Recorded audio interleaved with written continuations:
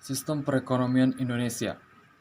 Sistem ekonomi menurut Wikipedia adalah suatu sistem yang dimanfaatkan oleh suatu negara untuk mengalokasikan setiap sumber daya yang dimiliki oleh negara tersebut, baik itu individu maupun organisasi yang berdiri di negara tersebut. Di dalam negara Indonesia sendiri, secara total sudah ada 4 perubahan sistem ekonomi dari masa penjajahan hingga sekarang. Pada masa pertama itu masa demokrasi liberal tahun 1950 sampai 1957. Sistem ekonomi Indonesia yang pertama kali diterapkan adalah sistem ekonomi liberal. Sistem ekonomi ini berlangsung dari tahun 1950 hingga tahun 1957. Artinya, beberapa tahun setelah Indonesia merdeka pada tahun 1945, saat itu perubahan kabinet yang sering sekali terjadi pada saat itu berdampak negatif pada lemahnya ekonomi di Indonesia. Kedua, masa demokrasi terpimpin pada tahun 1959 sampai 1966.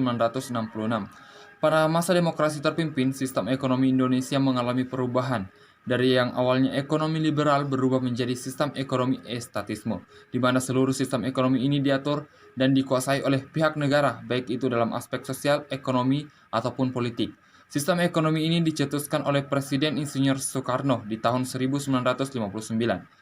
Ketiga, masa demokrasi ekonomi pada tahun 1967 sampai 1998. Demokrasi ekonomi terjadi pada masa pemerintahan Orde Baru yang kala itu dipimpin oleh Bapak Soeharto. Pada masa ini, sistem ekonomi Indonesia menganut sistem ekonomi campuran, yang di dalamnya terdapat campur tangan pemerintah bersama masyarakat yang turut serta dalam meningkatkan kegiatan ekonomi. Pemerintah berperan sebagai pengendali ekonomi dan masyarakat berperan penuh sebagai pelaku produksi, distribusi, dan sekaligus konsumennya. Kebijakan Bapak Soeharto dalam bidang ekonomi ini meliputi bergabungnya kembali Indonesia dengan IMF, menghapus kebijakan hiperinflasi, dan melakukan pembebasan bea cukai impor dan mengatasi devaluasi rupiah sehingga mampu meningkatkan nilai ekspor ke tingkat internasional. Keempat, yang terakhir, yaitu sistem demokrasi Pancasila, terjadi tahun 1998 sampai sekarang. Pada tahun 1998 hingga saat ini, sistem ekonomi Indonesia menggunakan sistem ekonomi Pancasila. Sistem ekonomi ini adalah bentuk pengembangan dari sistem ekonomi campuran. Koperasi adalah salah satu wujud dari diterapkannya sistem ekonomi Pancasila yang berlandaskan pada pilar ekonomi kerakyatan yang berasaskan kekeluargaan. Hal ini sesuai dengan amanat Undang-Undang tahun 1992 pada pasal 3, yang di dalamnya dijelaskan bahwa tujuan koperasi adalah untuk menyejahterakan anggotanya serta turut serta dalam pembangunan tatanan perekonomian negara agar mampu mewujudkan masyarakat yang maju, adil, dan makmur. Pengelolaan sistem ekonomi ini dilakukan berdasarkan hasil musyawarah yang dilakukan oleh perwakilan rakyat. Sistem perekonomian Indonesia memiliki 6 karakteristik. 1. Setiap kegiatan ekonomi dilakukan adalah kegiatan bersama atau gotong royong. Negara menguasai berbagai cabang produksi yang sifatnya strategis dan penting. Alasan negara untuk menguasai cabang produksi yang strategis di tanah air adalah demi kemakmuran rakyat.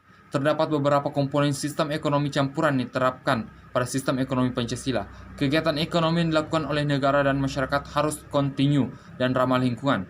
Pemerintah Indonesia juga berhak menguasai kegiatan yang dilakukan oleh pihak swasta secara umum agar terhindar dari praktik penipuan, monopoli, dan mafia perdagangan.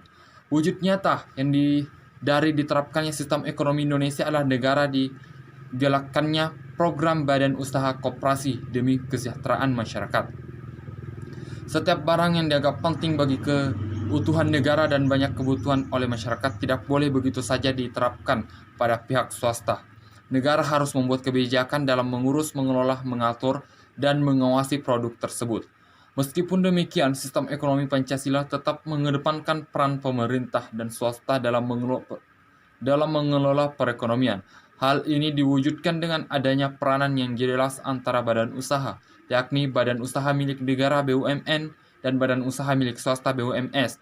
Pihak pemerintah akan mengelola seluruh barang yang berkaitan dengan kepentingan masyarakat, sedangkan sisanya bisa dikelola oleh pihak swasta dengan pengawasan dari pemerintah. Itu artinya pihak swasta dan pemerintah tidak boleh mengeksploitasi secara berlebihan agar generasi berikutnya mampu memanfaatkan kekayaan alam dan agar lingkungan bisa terus terjaga. Terima kasih.